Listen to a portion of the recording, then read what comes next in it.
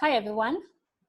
In this video, I would like to show you a full integration between SecuPi and BigID, how we can get a full solution for data privacy, security, and governance end-to-end. So let me take you through the demonstration. I'm going to use the BI application, the Beaver, and you can see here that I'm connected to an Oracle database, and I'm gonna do my demonstration on the customers table. You can see here that I have a lot of columns, all of them in the clear, even the sensitive columns such as first name, last name, and email. For my persona for this demo, you can see that in my role mapping table, I'm going to use the user Jill. Jill is analyst, and analyst is unauthorized person, which means that this user is not able to see sensitive data. When we will go to SecuPi Management Server, which is the user interface of the SecuPi Management Server, we can see that as part of our resource access, where we are defining all the data mapping flow, there is nothing. I don't know how to protect the data, which format to use, what's the sensitivity or the classification. That data will be retrieved by BigID, and let's see how is it working. So I'm with the BigID instance. We can see in our correlation screen that I have here two tags. One is the SecuPi email. Every tagging that related to that category will be data PII, personal sensitive, or financial data. And in the tag of the SecuPi name, we can see that it's related to mailing and personal sensitive data. BigID ran discovery on the customer table on my Oracle. As you saw earlier, that was a table. And as part of the scan result details, we can see what BigID found. So I'm gonna filter my results based on my schema, which was Sakila. My collection is customer. This is my table. And I'm gonna filter just by the name that are relevant to me, which is the SecuPi email and the name as you saw earlier.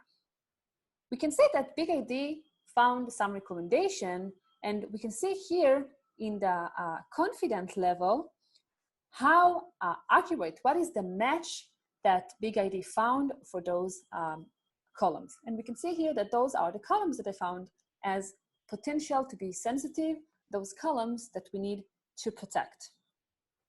So how I'm connecting BigID to SecuPi to get this recommendation for the data mapping flow? So I'm gonna copy this URL. Our integration is based on REST API, and I'm gonna go to my Integrate tab. Under my data catalog, I'm gonna choose BigID. And you can see here that, let me just disconnect so you can see the full one, but this is exactly the server that was in BigID instance.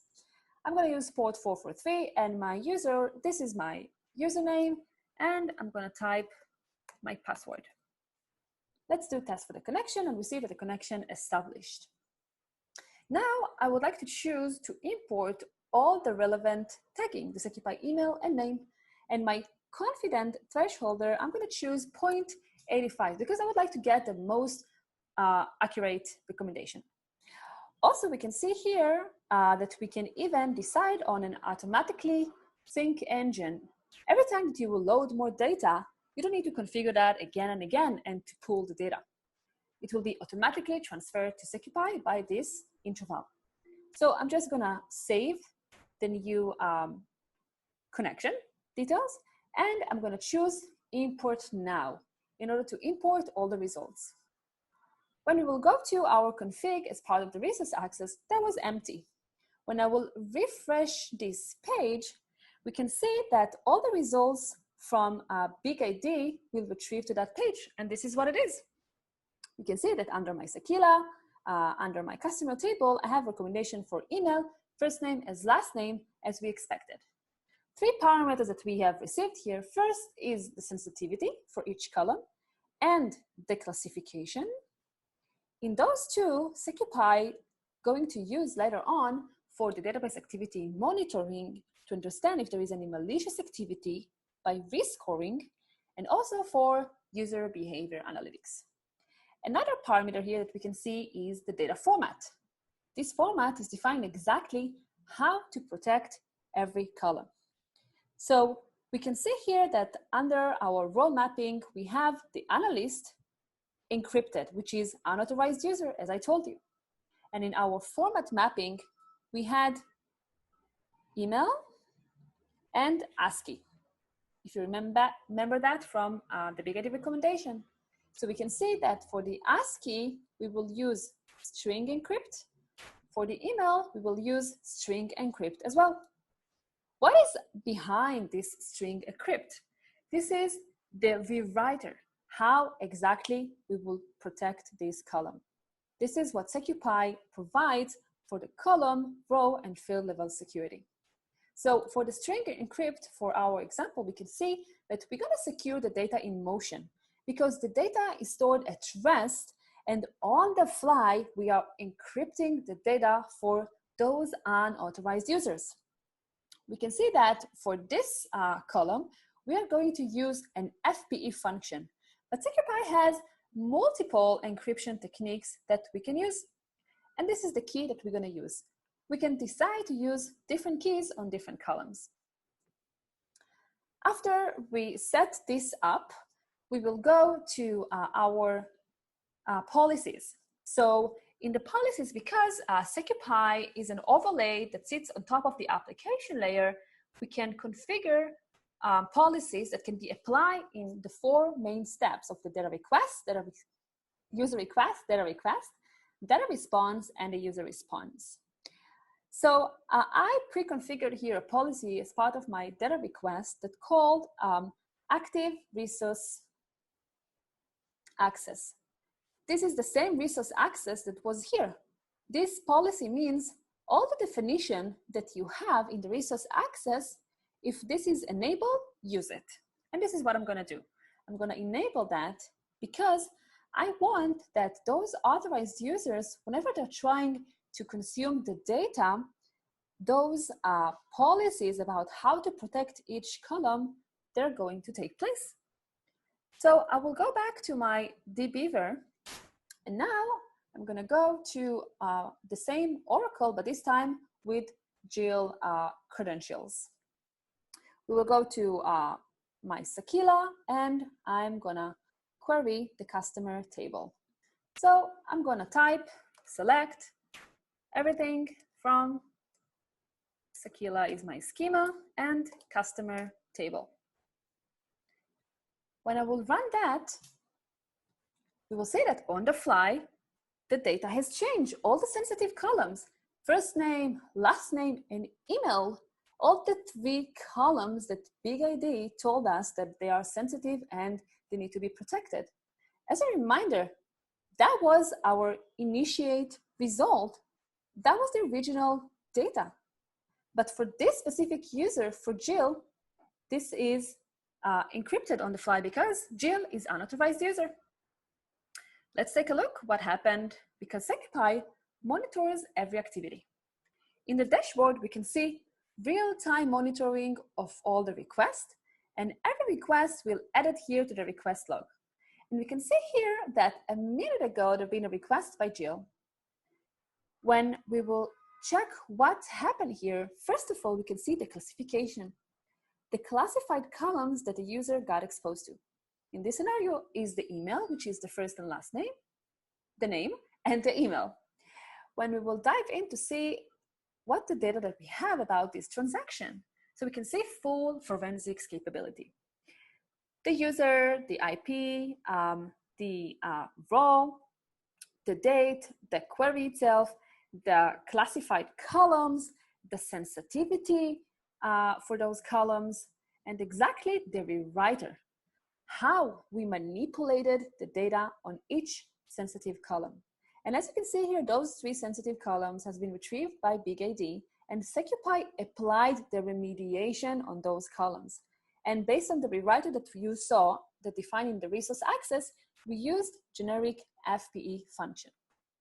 Another parameter here is the risk scoring.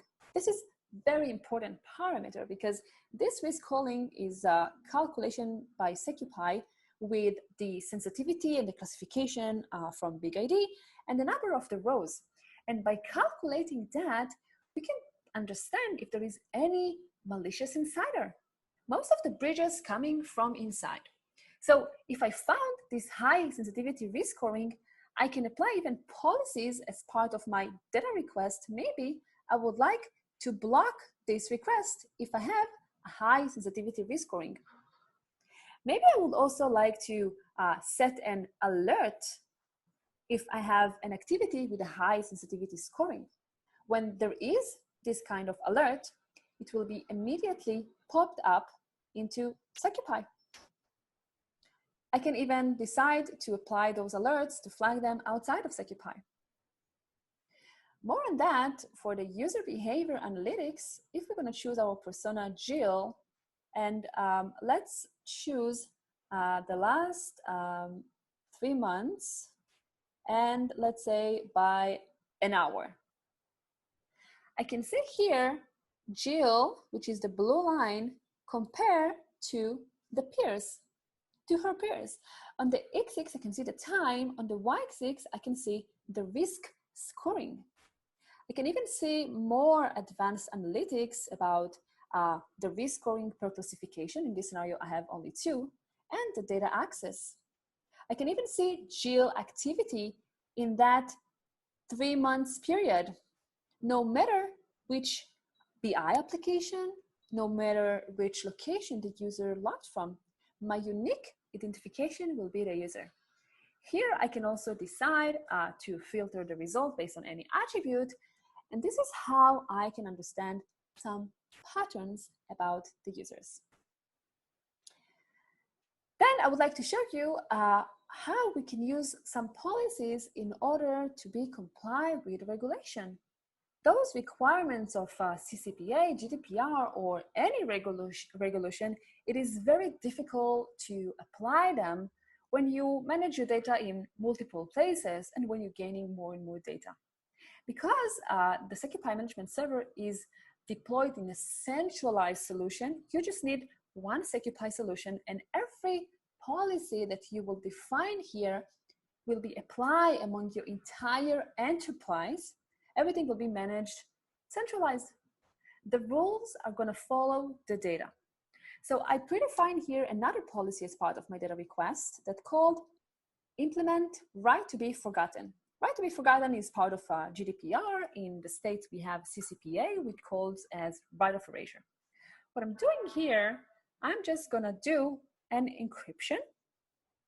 And in this scenario, it will be masking actually.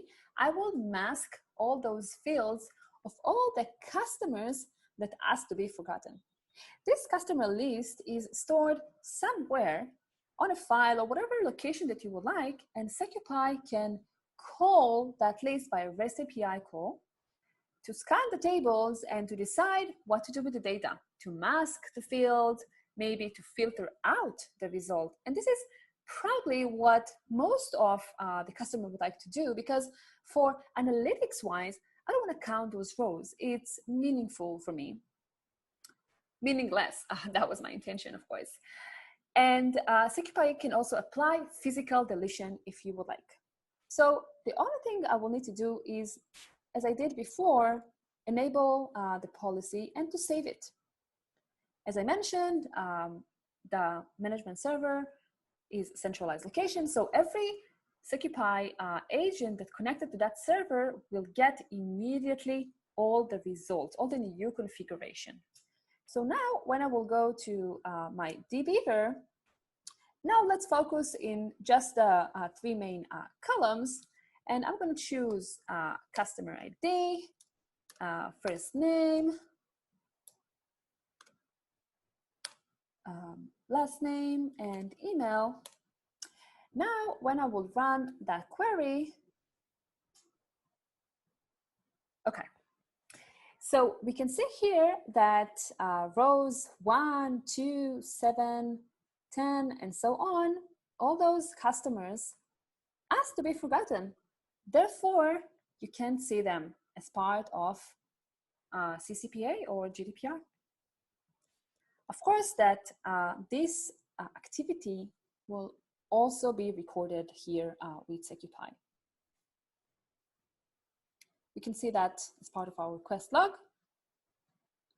And in my rewrite event, now you can see that another manipulation has been retrieved, which is just masking those columns for those customers who asked to be forgotten. Something that it's important for me to mention is that SecuPi is not changing the values at the database. SecuPi just manipulate the result set on the application layer based on all those policies, based on the user authorization, based on the role, and based on any attribute, because role is just not enough. So to summarize everything that we saw how by an integration between a data catalog solution and data-centric security solution, we can provide you an end-to-end solution for privacy, security, and governance in a very location area, centralized location area. We demonstrated how we can scan and identify those sensitive columns, provide recommendation for them, automatically transfer them into SecuPi. SecuPi apply the remediation on all those sensitive columns with multiple encryption technique and with a keeper column. Then on the fly, we encrypted the data for the user on the column level and even on the row level. And by the way, SecuPi can do also field level. And then we used some auditing and monitoring on our database to understand all the activity that happened, every transaction, to understand any malicious activity, and ability to have alerting, and even user behavior analytics. Hope you enjoyed, and for further questions, please don't hesitate to contact with us with SecuPi and BigID. Thank you.